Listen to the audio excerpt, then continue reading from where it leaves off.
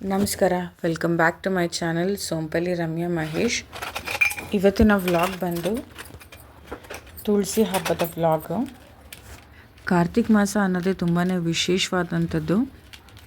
ನನಗೆ ತುಂಬಾ ಇಷ್ಟ. ನಾವು ಕಾರ್ತಿಕ ಸೋಮವಾರದ ವ್ರತಗಳನ್ನ ಮಾಡೋ ಅಂಥದ್ದಾಗಿರ್ಬೋದು, ತುಳಸಿ ಪೂಜೆ ಆಗಿರ್ಬೋದು, ಇಂಥವೆಲ್ಲ ತುಂಬಾ ಖುಷಿ ಕೊಡ್ತವೆ.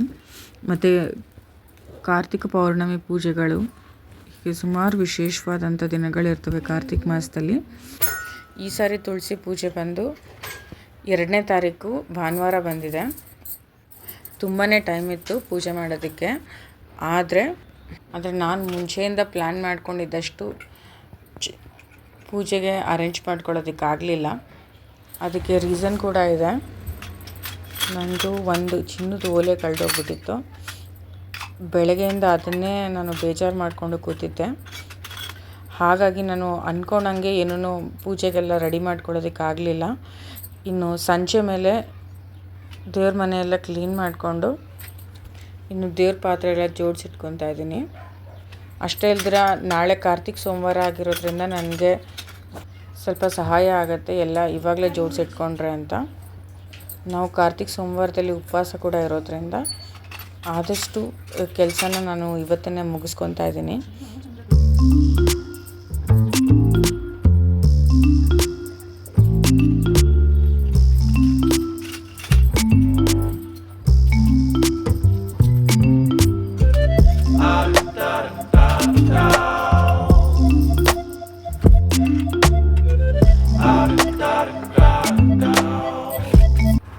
ಇನ್ನು ದೀಪಾವಳಿಯಿಂದ ಶುರು ಆದರೆ ಕಾರ್ತಿಕ್ ಮಾಸ ಮುಗಿಯೋ ತನಕನೂ ನಾವು ದೀಪಗಳನ್ನ ಹಚ್ತಾನೆ ಇರ್ತೀವಿ ಬಾಗಿಲಿಗೆ.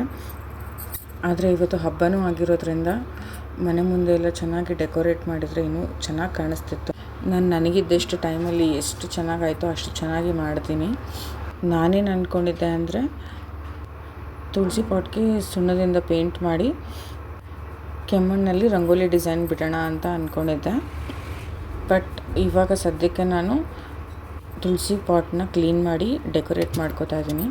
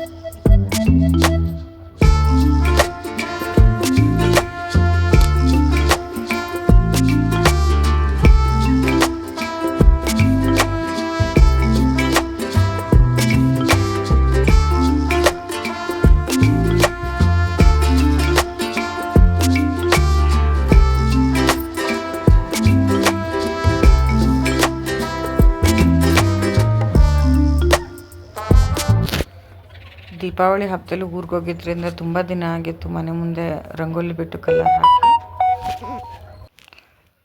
ಬಿಟ್ಟು ಮನೆ ಮುಂದೆ ಕಲರ್ ಹಾಕಿದ್ರೆ ಆ ಹಬ್ಬದ ವೈಬ್ಸ್ ಬರುತ್ತೆ. ನಾನು ಎಡಿಟ್ ಮಾಡಿ ವಾಯ್ಸ್ ಓವರ್ ಕೊಟ್ಟೋ ಟೈಮಲ್ಲಿ ಅನ್ನಿಸ್ತದೆ ರಂಗೋಲಿ ಮಧ್ಯ ಹೂವಿನ ಡೆಕೋರೇಷನ್ ಮಾಡಿದ್ರು ತುಂಬ ಚೆನ್ನಾಗಿ ಕಾಣಿಸ್ತಿತ್ತು ಅಂತ. ಬಟ್ ಓಕೆ, ನೆಕ್ಸ್ಟ್ ಟೈಮ್ ಮಾಡ್ತೀನಿ. ರಂಗೋಲಿ ಸಿಂಪಲ್ ಆಗಿದ್ರು ಕಲರ್ ಹಾಕಿದ್ಮೇಲೆ ತುಂಬ ಚೆನ್ನಾಗಿ ಕಾಣಿಸ್ತದೆ. ನಾನು ಮನೆ ಮುಂದೆ ತುಳಸಿನ ಇಟ್ಕೊಂಡಿದ್ದೀನಿ. ಅಲ್ಲೇ ಪೂಜೆ ಮಾಡೋಣ ಅಂತ ಅಂದ್ಕೊಂಡೆ. ಆದರೆ ಜಾಗ ತುಂಬಾ ಚಿಕ್ಕದಾಗುತ್ತೆ ಅನಿಸ್ತು. ಅದಕ್ಕೆ ಈ ಸರಿ ತುಳಸಿನ ಒಳಗಡೆ ಇಟ್ಟೆ ಪೂಜೆ ಮಾಡಿದ್ದೀನಿ. ಪ್ರತಿ ವರ್ಷ ನಾನು ತುಳಸಿನ ಈಚೆ ಕಡೆ ಇಟ್ಟು ಪೂಜೆ ಮಾಡ್ತಿದ್ದೆ. ಇವತ್ತು ಫಸ್ಟ್ ಟೈಮು ಒಳಗಡೆ ಇಟ್ಟು ಮಾಡಿರೋದು. ಇನ್ನು ಮನೆ ಮುಂದೆ ಎಲ್ಲ ದೀಪ ಹಚ್ಚಿಟ್ಟು ತುಳಸಿ ಪಾಟ್ ಇಡೋಕ್ಕೆ ಟೇಬಲ್ ಎಲ್ಲ ರೆಡಿ ಮಾಡ್ಕೊಳ್ಳೋಣ ಅಂತ ಮಾಡ್ತಿದ್ದೀನಿ. ಇನ್ನು ಇದನ್ನು ವೆಟ್ ವೈಪ್ಸಿಂದ ನಾನು ತುಳಸಿ ಪಾಟ್ನ ನೀಟಾಗಿ ಕ್ಲೀನ್ ಮಾಡ್ಕೊತಿದ್ದೀನಿ. ನಮ್ಮನೇಲಿ ಮುಂಚೆ ಇದೆ ತುಳಸಿ ಒಣಗೋದ್ಮೇಲೆ ಅದ್ರ ಹೂವು ಕೆಳಗಡೆ ಬಿದ್ದು ಈ ಹುಟ್ಟಿರೋ ಅಂಥ ತುಳಸಿಗಳಿವು. ಒಂದೇ ಪಾಟಲ್ಲಿ ಒಂದು 5-6 ತುಳಸಿ ಗಿಡ ಬಂದಿದೆ. ಮತ್ತೆ ಏನಕ್ಕೆ ತರೋದು, ಇದೇ ಚೆನ್ನಾಗಿ ಬರ್ತಿದೆಯಲ್ಲ ಅಂತ ಹಾಗೆ ಬಿಟ್ಟಿದ್ದೀನಿ. ನನಗೆ ಅದೇ ಟೈಮಲ್ಲಿ ಮನೆಗೆ ಯಾರೋ ನೆಂಟರು ಕೂಡ ಬಂದಿದ್ದರು. ಹಾಗಾಗಿ ಇನ್ನೂ ಲೇಟ್ ಆಗಿಬಿಟ್ಟಿತ್ತು. ನಾನು ಪೂಜೆ ಎಲ್ಲ ಸ್ಟಾರ್ಟ್ ಮಾಡೋ ಅಷ್ಟರಲ್ಲೇ 7 ಗಂಟೆ ಆಗೋಗಿತ್ತು. ಬೇಗ ಬೇಗ ಅವಲಕ್ಕಿ ಪ್ರಸಾದ ಮಾಡಿಟ್ಟು ತುಳಸಿಗೆ ಅರ್ಶಿನ ಕುಂಕುಮ ಎಲ್ಲ ಇಟ್ಟು ರೆಡಿ ಮಾಡ್ತಾಯಿದ್ದೀನಿ. ಅವಲಕ್ಕಿ ಪ್ರಸಾದ ಮಾಡಬೇಕಾದ್ರೆ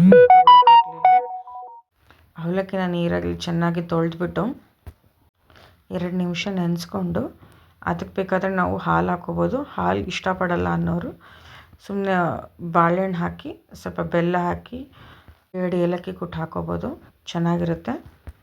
ನಾನು ಅದಾದಮೇಲೆ ಸ್ವಲ್ಪ ತುಪ್ಪ ಹಾಕ್ಕೊಂಡಿದ್ದೆ ಮೇಲೆ, ತುಂಬ ಚೆನ್ನಾಗಿತ್ತು.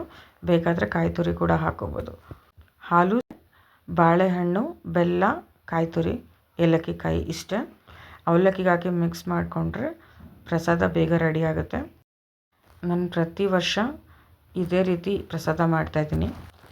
ಈ ಸಾರಿ ಧನ್ತೆರಸಲ್ಲಿ ಬೆಳ್ಳಿ ಕಾಸ್ಟ್ಲಿ ಆಗಿತ್ತು ಅಂದ್ಬಿಟ್ಟು ಏನಾದರೂ ಸಣ್ಣ ಐಟಮ್ ತೊಗೊಳ್ಳೋಣ ಅಂತ ಅಂದ್ಕೊಂಡಿದ್ದೆ. ಬೆಳ್ಳಿದು ತುಳಸಿ ಗಿಡನ ತೊಗೊಂಬಂದು ಇಟ್ಕೊಂಡಿದ್ದೀನಿ.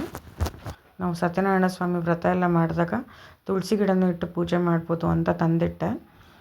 ಅದನ್ನು ತುಳಸಿ ಹಬ್ಬದಲ್ಲಿ ಇಟ್ಟು ಮಾಡ್ಬೋದು ಅಲ್ವಾ, ತೊಗೊಂಡಿದ್ದು ಒಳ್ಳೆಯದಾಯಿತು ಅನಿಸ್ತು. ಇದಿಷ್ಟು ನನ್ನ ತುಳಸಿ ಹಬ್ಬದ ಪೂಜೆ ವ್ಲಾಗ್ ಆಗಿತ್ತು. ಎಲ್ರಿಗೂ ಇಷ್ಟ ಆಗುತ್ತೆ ಅಂತ ಅಂದ್ಕೊಂಡಿದ್ದೀನಿ. ಇಷ್ಟ ಆಗಿದ್ದರೆ ಗೊತ್ತಲ್ಲ, ದಯವಿಟ್ಟು ಸಬ್ಸ್ಕ್ರೈಬ್ ಮಾಡಿ, ಲೈಕ್ ಮಾಡಿ, ಶೇರ್ ಮಾಡಿ. ಚೆನ್ನಾಗಿದೆ ಅಂದರೆ ಕಮೆಂಟ್ ಮಾಡಿ. ನನಗೆ ಮತ್ತೆ ವೀಡಿಯೋಸ್ ಮಾಡೋಕ್ಕೆ ತುಂಬಾ ಇನ್ಸ್ಪಿರೇಷನ್ ಸಿಗುತ್ತೆ.